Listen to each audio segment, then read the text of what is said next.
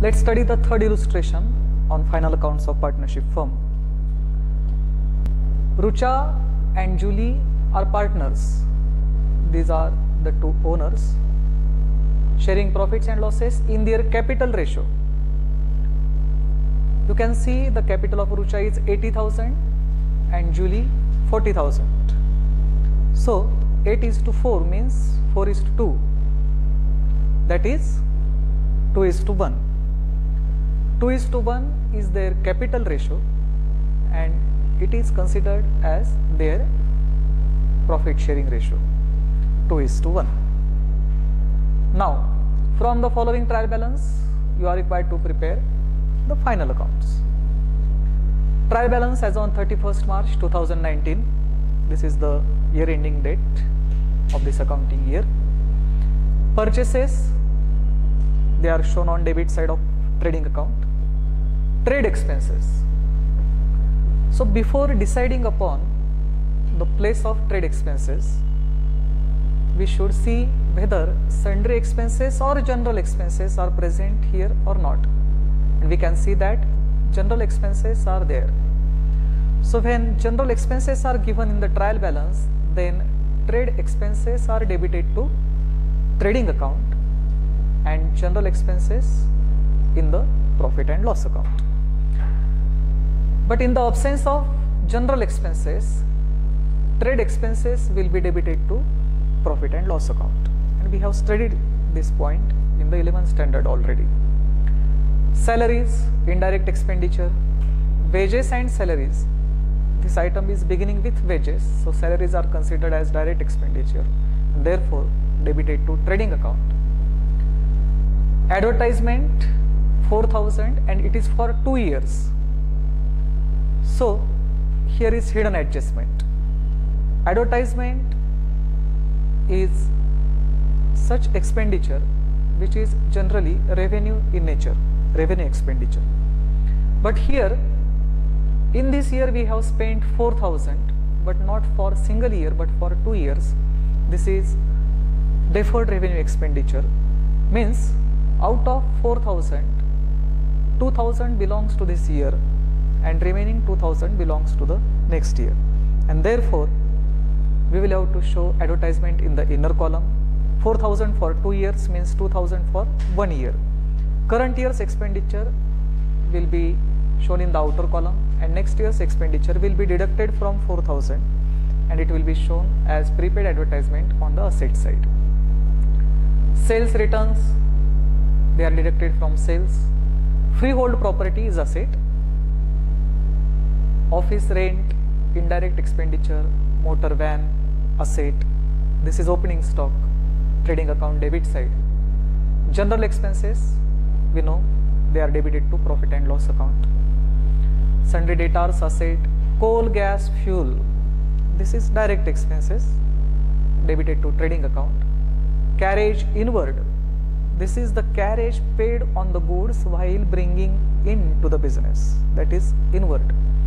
So this is the expenditure on acquiring the goods, therefore direct expenditure. And carriage outer is what? It is the carriage paid on sending the goods out of the business, that is while selling the goods. So selling expenditure is debited to profit and loss account. Plant and machinery is asset. Capital, Rucha, Julie. Then sundry creditors liability, sales credited to trading account. RDD, this is old RDD, it will be deducted from new.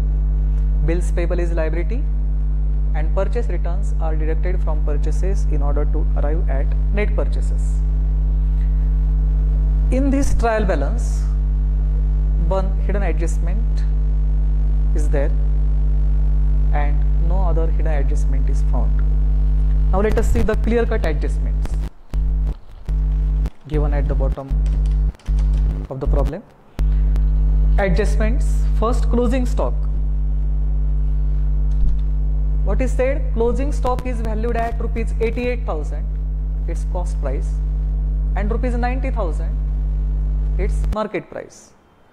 So following the principle of conservatism, we know that the lesser value is preferred, considered, and higher value will be ignored.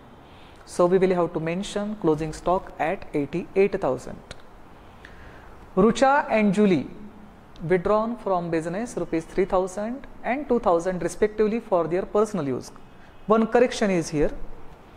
Rucha and Julie withdrawn goods from business. Take it as drawings in form of goods. So Rucha and Julie withdrawn goods from business. So drawings in the form of goods will be credited to trading account and it will be deducted from their capitals. Depreciation on motor van and plant and machinery, you know how to depreciate the assets. Reserve for doubtful debts on debtors at 5% is to be created. Outstanding wages and goods of rupees 6,000 were purchased on credit. They are credit purchases, but no entry was found in the books of accounts, means they are unrecorded credit purchases. So goods were purchased but not recorded.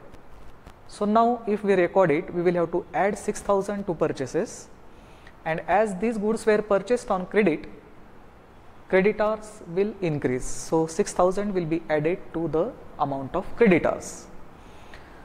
But when we look at the solution, we found not only unrecorded purchases but also unrecorded sales here. So there could be a printing mistake. They have forgot to mention the seventh adjustment. Listen to it. The seventh adjustment will be goods of rupees 6,000 were sold on credit but no entry was found in the books of accounts. Remember the seventh adjustment which was not printed here.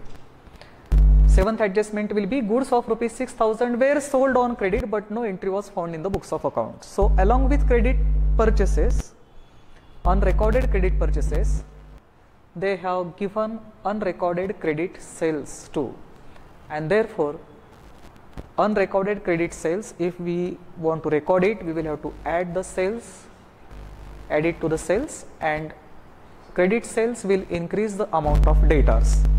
Therefore the amount of debtors will increase. We will have to add 6,000 to debtors. So this is what the problem is. In this problem,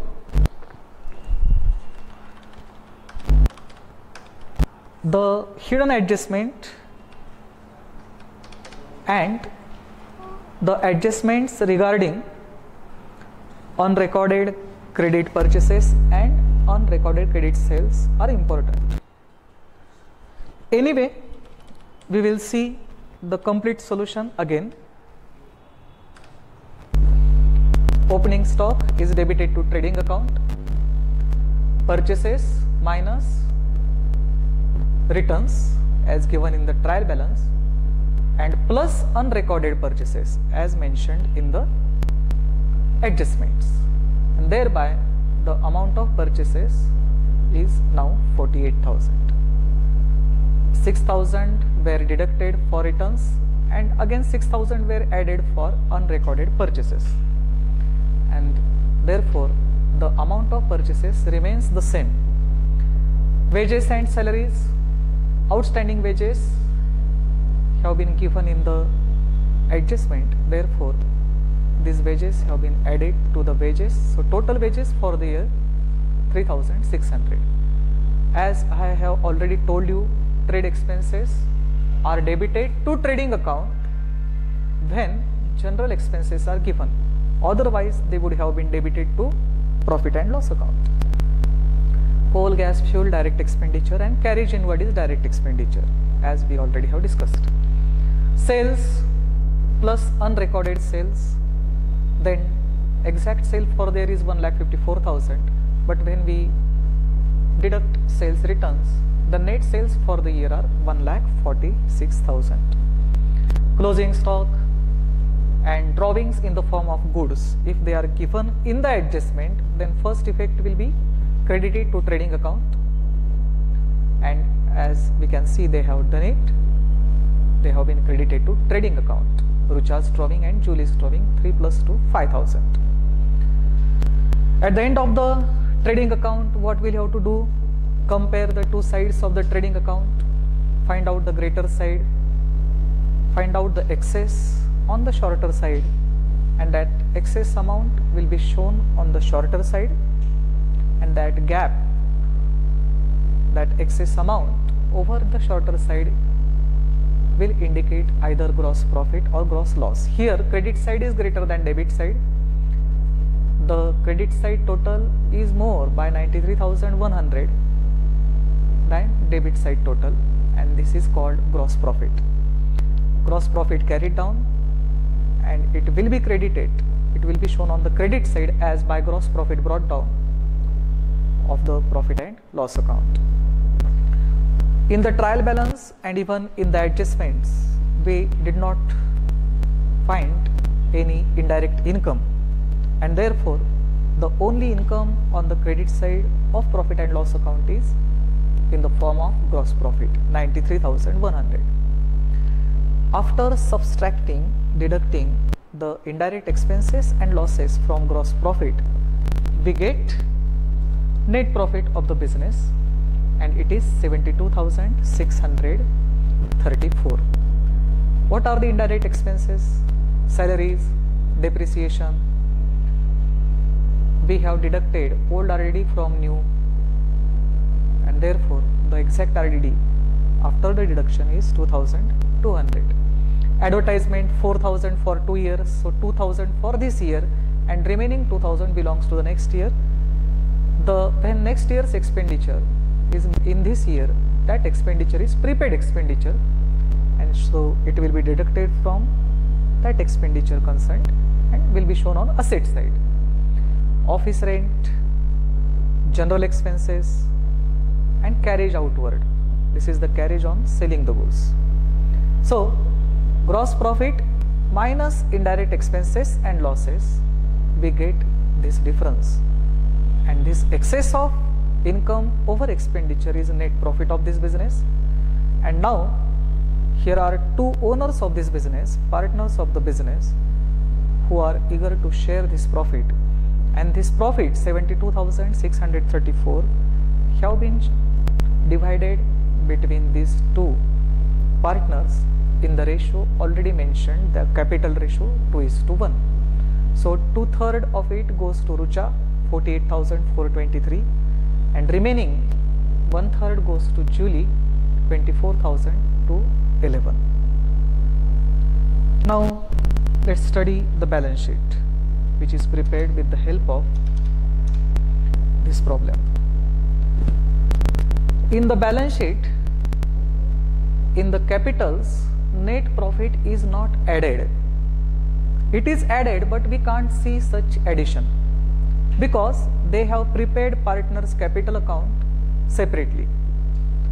Adding to the capital means crediting to the capital account. Deducting from capital means debiting to capital account.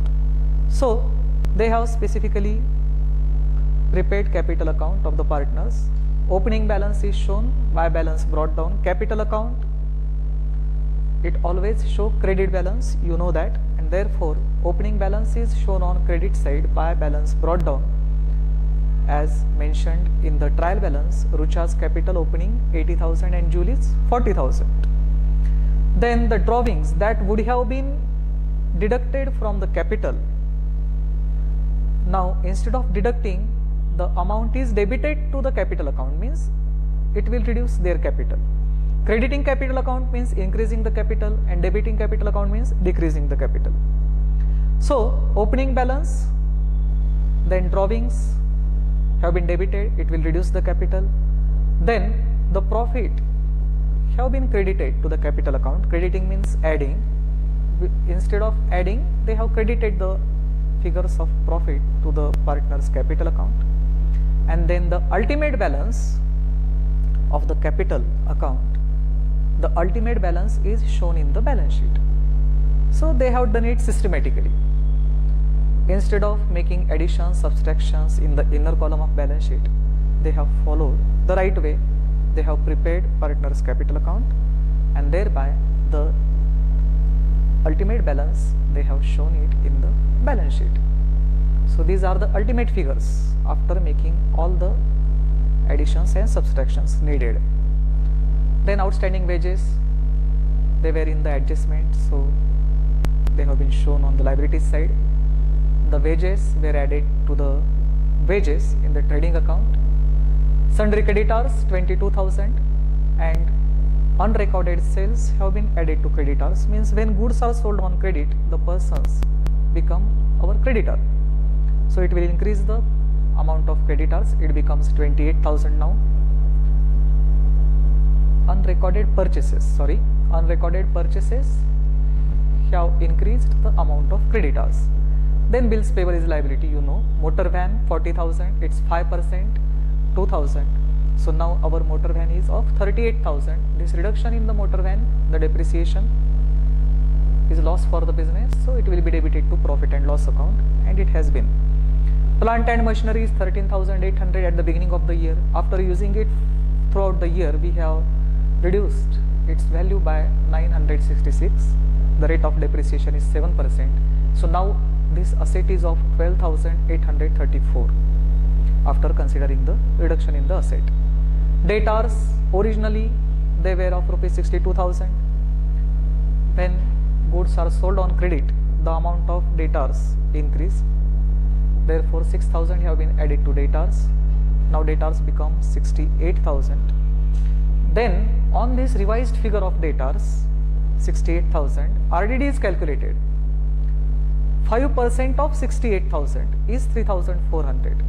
We can't calculate RDD 5% of 62,000. That is not the true figure of debtors, because something was missing, and that was unrecorded sales.